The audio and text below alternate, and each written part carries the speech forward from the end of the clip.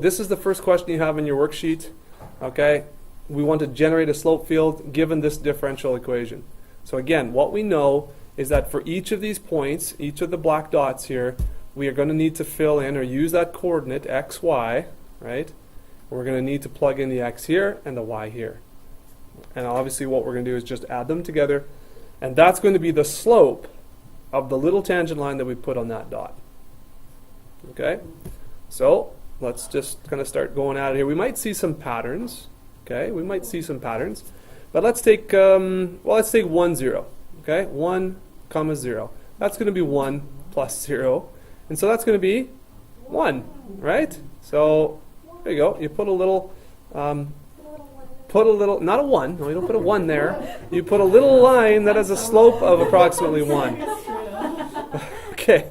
All right. What about 2, 0? Well, that's going to be 2 plus 0, so that's going to be a slope of 2. Now, it's going to be a little bit tough for you to differentiate, between slopes 1, 2, and 3, etc. But 3, 0, again, this is going to be a slope of 3. So just do your best. So they get a little bit steeper. Okay? How's that? Pretty easy? Let's move to some other lines. Let's move to these points up here. So this is 1, 1. Again, 1, 1, add them up. The slope is 2. 2, 1, the slope is 3, and so on. And then a slope of 4. This is going to get so steep. Okay, so just go ahead and do your best. So 1, 2, the slope is 3. I know, these are going to be 3, 4, 5. I know, it's a little bit weird. Let's move down this way, okay? Let's move down this way. This point right here is 1, -1. So when I add those up, what do I get? 0. So look at that, 0. Does that make sense? Yes. Okay. What about down here? What about 2, -1? 2 minus 1 is 1. Okay. What's 3 minus 1? That's going to be 2. So you kind of see what's happening here. Let's so go ahead and take a minute to finish this up, and let's see what yours looks like.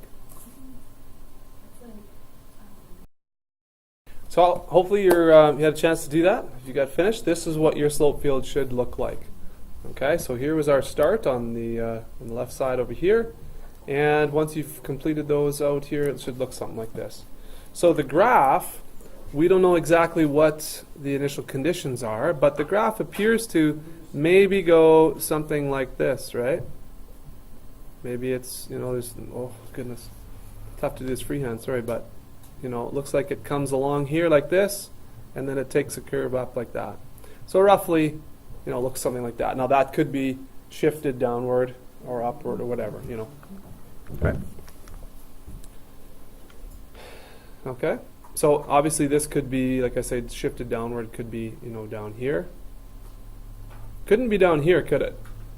Not shifted downward this way, right? That one's no good. Well, let's see.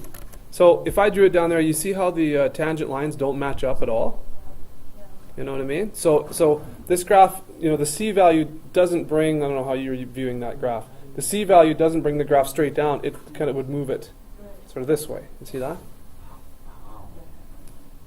So I guess the best answer for that was if this was just in terms of x, then it would move the graph up and down always.